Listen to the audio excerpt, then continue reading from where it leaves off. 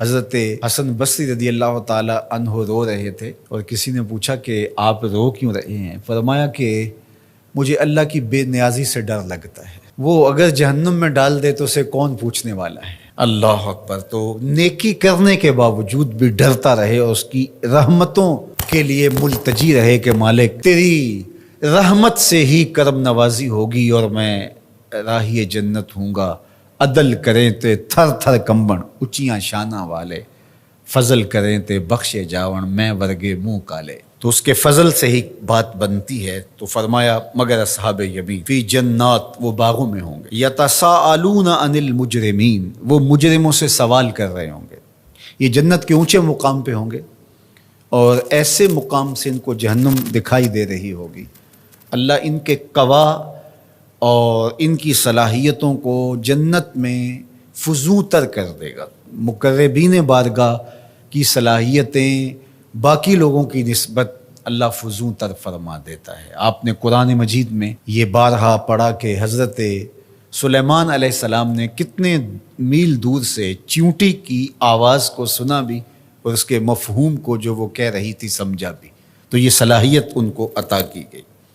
اللہ اکبر۔ تو اس طرح جنت کے اندر اہل جنت مجرمین کو دیکھ رہے ہوں گے جو جہنم کی آگ میں جل رہے ہوں گے اور ان سے سوال کریں گے، باقاعدہ ان سے بات کریں گے اور پوچھیں گے ان کو کیا ما سلککم فی سقر، وہ انہیں کہیں گے کہ تم جہنم میں کیسے آئے؟ قالوا لم نک من المصلین، وہ کہیں گے ہم نماز نہیں پڑھتے تھے، نماز نہ پڑھنے کا سبب ہوا کہ آج ہم جہنم کا ایندھن بنے ہیں۔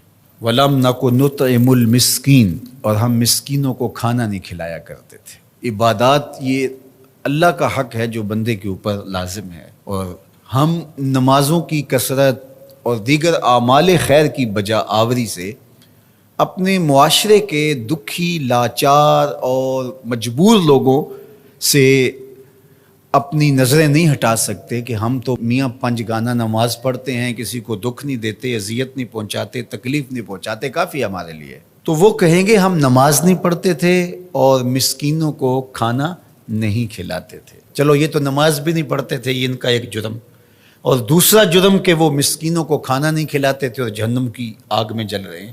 اور اگر کوئی نماز پڑھتا ہو لیکن مسکینوں کو کھانا نہیں کھلاتا، اچھا وہ اگر یہ کہے کہ میں کھانا اس لیے نہیں کھلاتا کہ میرے پاس مالی استطاعت نہیں ہے کہ میں کسی کی ضرورت کو پورا کر سکوں، لہٰذا میں بری ہوں۔ لیکن قرآن نے اس سے بھی آگے کی بات کی، جو شخص مالی طور پہ مستحکم نہیں ہے لیکن اللہ نے اس کو زبان دی ہے، اللہ نے اس کو اثر و رسوخ دیا ہے، وہ کسی کو ترغیب دے کر کے کسی دکھی کی ضرورت کو پورا کروا سکتا ہے، اور وہ کہے کہ جناب میری یہ ذمہ داری میں شامل نہیں ہے، تو قرآن نے اس کی بھی مذمت کی۔ وَلَا يَحُضُّ عَلَىٰ طَعَامِ الْمِسْكِينِ، فرمایا کہ یہ مسکینوں کو کھانا کھلانے کی ترغیب نہیں دیتا۔ اس کو چاہیے تھا کہ وہ امراء کو اس کی ترغیب دیتا اور غرباء کی طرف ان کو متوجہ کرتا، تو اس کا یہ عمل بھی صدقہ قرار پاتا اور اس کا یہ عمل بھی اللہ کی رضا کا سبب اور ذریعہ ہوتا، اور وہ کہتا ٹھیک ہے یہ تڑپتے رہیں، میں کیا کر سکتا ہوں، اور میں ان کے لیے کسی کو ترغیب ہی کیوں دوں۔ تو اس کی بھی مذمت کی گئی، اور ایسے نمازیوں کو کہا کہ وہ اپنی نمازیں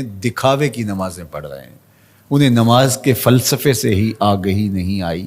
اگر ان کے دل میں گداز پیدا نہیں ہوا، ان کے دل میں نرمی پیدا نہیں ہوئی، معاشرے کے کمزور، پسے ہوئے، لاچار، مجبور، اراملہ، مساکین، یتاما کی مدد کے لیے ان کے اندر یہ جذبات پیدا نہیں ہوئے، تو وہ تہجد پڑھیں، وہ سجدے کریں، وہ لمبی قرات کریں، لمبی نمازیں پڑھیں، تو کہا کہ وہ اپنی نماز کے فلسفے سے ہی آگاہ نہیں ہوئے۔